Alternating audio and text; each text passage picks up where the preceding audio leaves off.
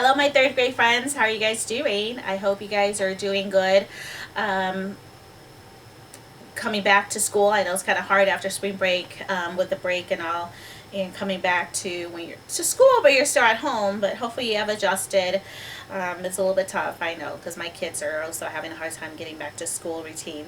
But anyway, we're going to return to our Wishtree story. The last time we left off, there were some reporters that came back and were asking about if anyone saw anything that happened with the carving of the word leave to on Wishtree rather, and the police came back and asked questions. And so when we last left off, Red is thinking of the time about Francesca's great grandmother who started the tradition of Wishtree when she moved here from Ireland. So we are now going to read about Francesca's great grandmother. Okay, I believe her name is Maeve. Okay, so we are going to start at chapter 19.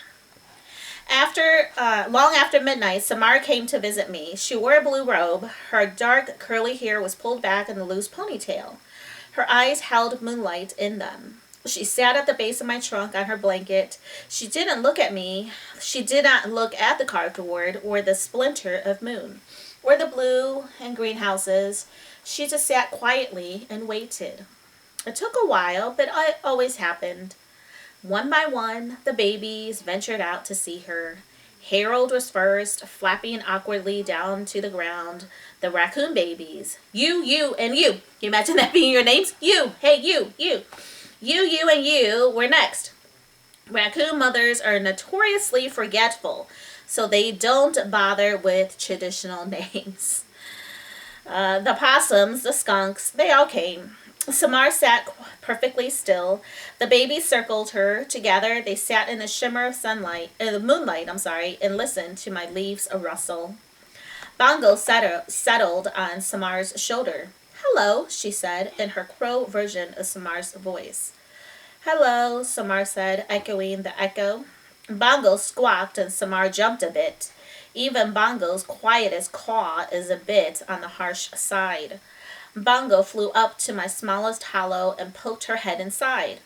Her tail feathers still visible, with something shiny in her beak, she returned to the ground in front of Samar. Gently, she placed a tiny silver key attached to a long, faded red ribbon in Samar's open hand. Oh, it's beautiful, Samar whispered. Thank you. Bongo bent forward, wings spread, in sort of a bow. It was, in a crow circles, a sign of great affection. I had seen that key before. Bongo had inherited from her mother. Crows live in extended families, and they pass information across generations. It didn't surprise me that Bongo still had the key, or that she had decided to give it to Samar.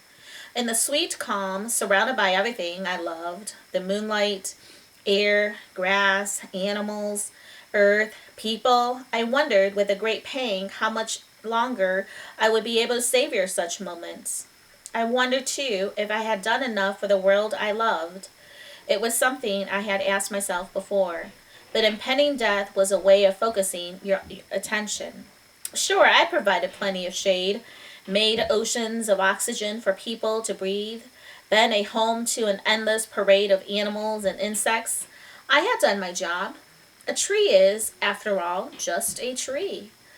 Like I told Bongo, we grow as we must grow, as our seeds decided long ago.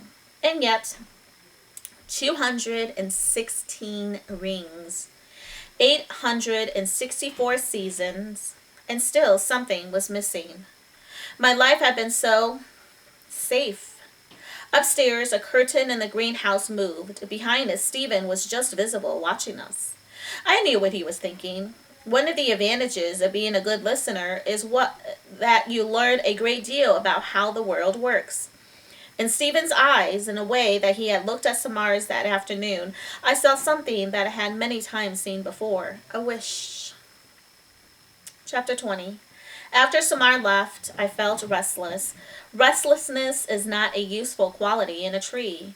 We moved in tiny bits, cell by cell, roots inching further, buds nudging into the sunlight. Or we move because someone transplants us to a new location, because it's not like a tree can just get up and move. So they only move by growing in their roots, or somebody digs them up and moves them. When you're a red oak, there is no point in feeling fidgety. Trees, as I said, are meant to listen, to observe, to endure. And yet, just once, before I said goodbye to the world, what would it be like to be something other than passive? To be an actor in the stories unfolding around me? Maybe even to make things a little bit better.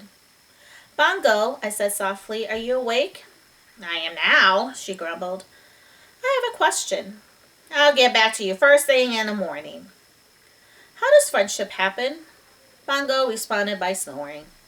I could tell it was a fake snore. Her real snores are so loud that they scare the baby possums. I'm serious, I said. Bongo groaned. I don't know, it just happens.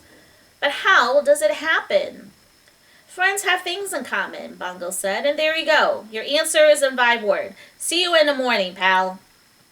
I thought about her reply, but what do you and I really have in common when you get right down to it? He's like, I'm a tree, you're a bird. What do we have in common? How are we friends? With a loud exhale, Bongo flew to the ground. Okay, I'm thoroughly awake now. Thank you very much. What's this all about? Just an idea. Here's an idea for you. Ideas are bad ideas, Bongo said, especially if someone is busybody mode. I'm looking at you, Red. Back to my question. Why are we friends? Okay, fine. Let me think about it for a minute. Bongo walked in slow circle around my trunk, considering. She's really thinking. She's like, what can I tell this guy? What do we have in common? He's a tree, I'm a bird. I love the way birds move, so unlike trees. We bend with the wind. We gracefully and unhurried. Birds, on the other hand, move in flits and twitches, their heads whip from side to side, as if they've just heard astonishing news. Bongo paused. Well, to begin with, you're my home, and I'm your tenant. But that's not really a reason for us to be friends.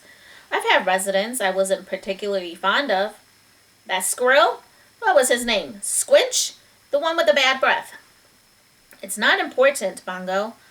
Knew it was Squinch. Bongo, I said, please focus. Bongo gazed up at me. We are friends because we're friends, Red. Isn't that enough? Her voice was sweet and small, not her usual get-to-the-point crow tone. You're right, I said, but suppose 2 people needed to be friends. How would you make that happen? Maybe get them together? Doing something. They yak, they share a laugh. Voila, friendship. Am I right? I don't like it when you leads to ideas. You can go back to sleep, Bongo. Thanks for talking. You're a good friend. Likewise, Bongo flew back onto a nest. Hey, be sure to let me sleep in. Bongo? What now? One more thing.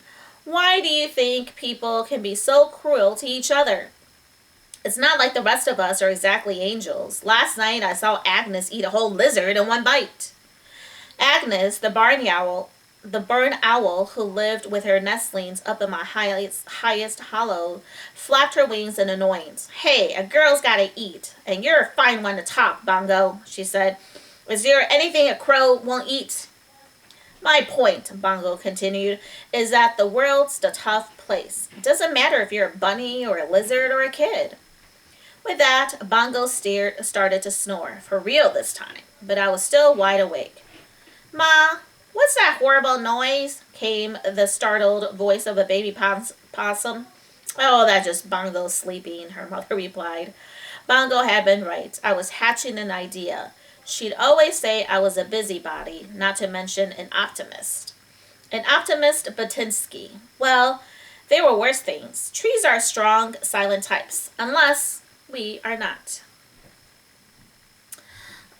We will stop there. The next chapter looks like it's going to be long, so we'll finish. We'll do the next chapter the following week. Okay, my friends. I hope you guys are having a good week. I will see you next week. Bye bye.